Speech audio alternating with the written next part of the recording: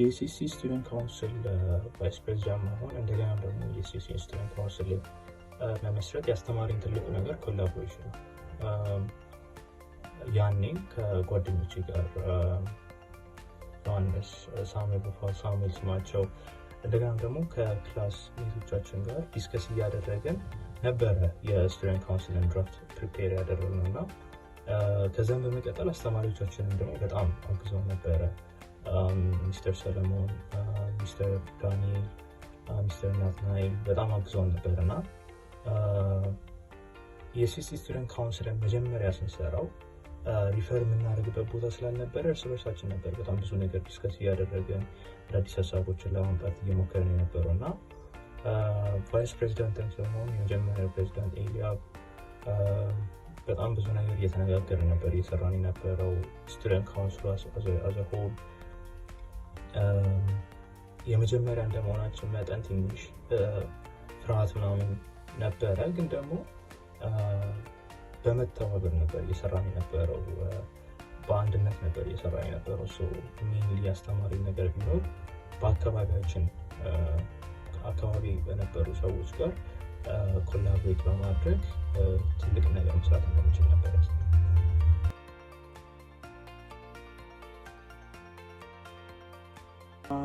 የሲሲ ስቱደንት ካውንስል ውስጥ ማድረሰው ሞመንት የመጀመሪያ ቀን የሲሲ ስቱደንት ካውንስል ስታብሊሽ ያደረገበት ቀን ነበረ። ያ ቀን ሆነስትሊ ስፒኪንግ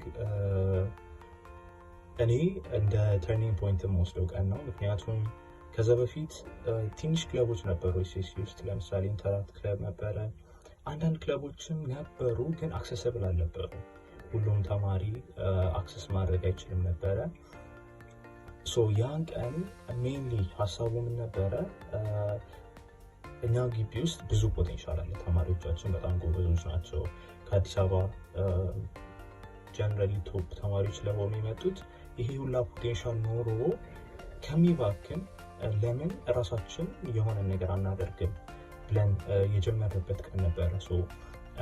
እኔ ተርኒንግ ፖይንት ነው ብዬ ያሰብኩት እራሳችን ተማሪዎች የምንፈልገውን አይነት ኢንቫይሮንመንት ትምህርት ቤታችን ውስጥ ለመፍጠር ኢኒሺዬሽን የወሰንበት ቀን ነበረ። ያ ቀን ለእኔ በጣም ሜሞራብል ቀን ነው።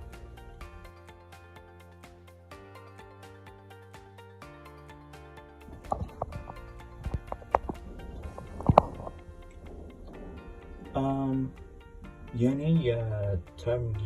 የመጀመሪያው ተርም ጊዜ አቺቭመንት ብዬ የምወስደው ነገር አንደኛው ነገር ስቱደንት ካውንስሉን መጀመሪያም ስለሆነ ማስቀጠሉ ማለት ጀምረን ሮሎቹን ለተማሪዎች አሳውቀን እዛ ውስጥ ያለንን ሰዎች ሮሉን አውቀን ማስቀጠሉ አንደኛ አቺቭመንት ነበረ። ምክንያቱም ከዛ በፊት የስቱደንት ካውንስል ኮንሰፕቱ አልነበረም።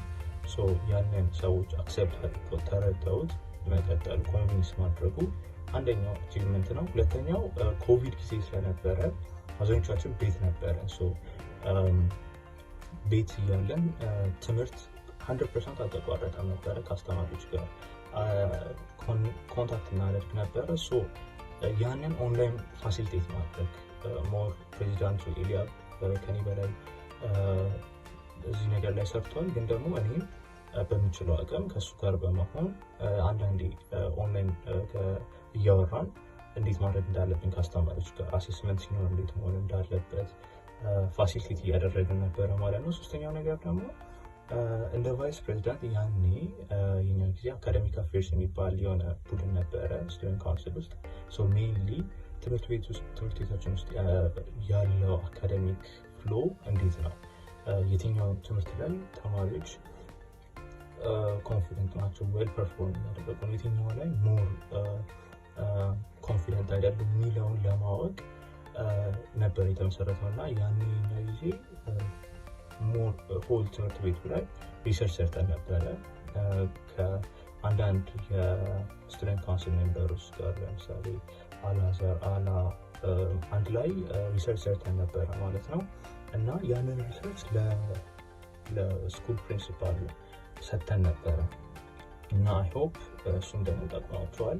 እንደገናም ደግሞ ተማሪዎችን ድምፃቸውን ማሰማት ይችላል። ይሄ ትምህርት ላይ ኮንፊደንት አይደለንም፣ ይስተካከልልን፣ ይሄ ትምህርት ጥሩ እየሄደ ነው የሚለውን ከዛ በፊት ክሊርሊ እንደዛ የተናገርንበት ጊዜ ስላልነበረ አይ ቲንክ የሪሰርች ድምፅ ለመሆንም ለትምህርት ቤቱም ደግሞ ለትምህርት ቤቱ ፕሪንሲፓሎች ለማስተካከል ረድቷቸዋል ብዬ አስባለሁ።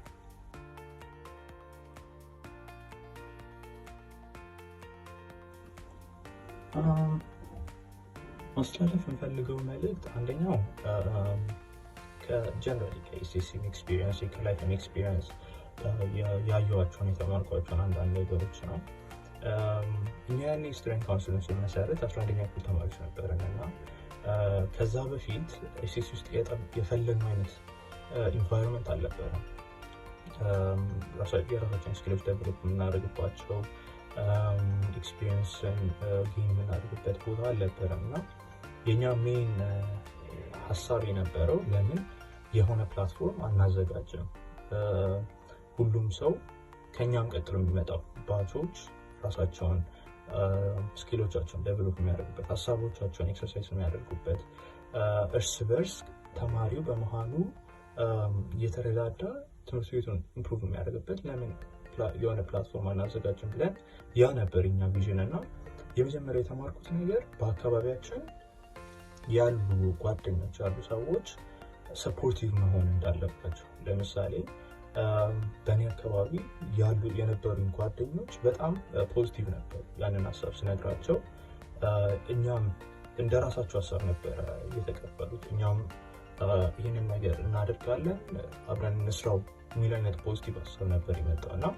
ሜቢ ይህንን ሀሳብ ስነግራቸው ባይቀበሉ ወይም ደግሞ ሰፖርት ባያደርጉት ኖሮ አይዳውት አትሊስት በእኛ ጊዜ በዛ ወይ ስቱደንት ካውንስል ይመጣ አይመስለኝም ነበረ።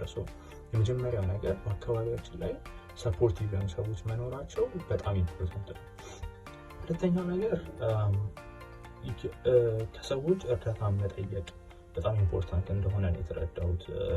ያን ስቱደንት ካውንስሉን ስንጀምረው ከዛም በኋላ ስንቀጥል ያልገቡን ፓርቶች ነበሩ ወይም ደግሞ ያልቻልናቸው በራሳችን መፍታት ያልቻልናቸው ፓርቶች ነበሩና እነዛን ፓርቶች ስፔሻሊ ሲቪክስ አስተማሪዎቻችን በመጠየቅ በማነጋገር ያኔ ድራፍቱን የኤስኤስሲ ስቱደንት ካውንስልን ኮንስቲቱሽን ድራፍት ስናዘጋጅ 5-6 ጊዜ ከሲቪክስ አስተማሪዎቻችን ጋር የተገናኘን ነበር።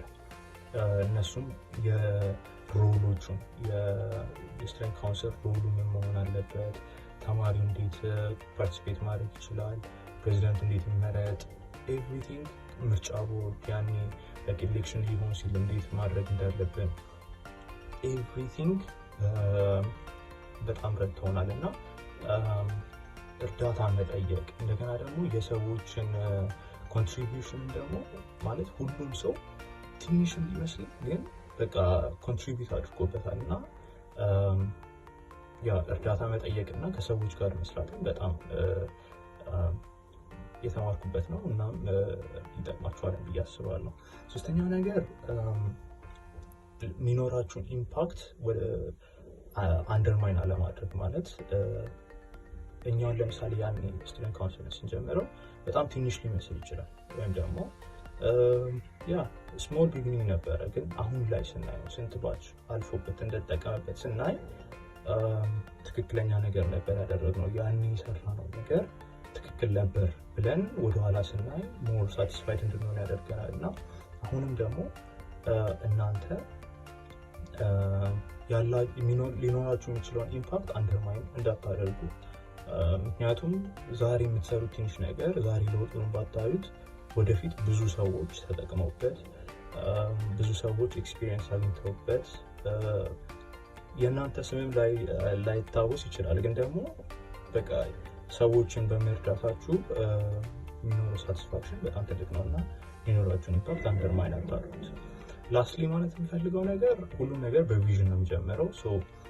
በአካባቢያችን ያለውን ችግር ወይም ደግሞ በአካባቢያችን መለወጥ ይችላል የሚለውን ነገር የምር ከልብ ጄኒውንሊ ሶሉሽን ያለን ከመሰለን ከቪዥን ነው የሚጀምረው እና ቪዥን ይኖረን እና ያንን ቪዥን ከትክክለኛ ሰዎች ጋር እርዳታ በመጠየቅ ማሳካት እንችላለን ብላለው። በጣም ቴንኪው ስለሰማችሁ።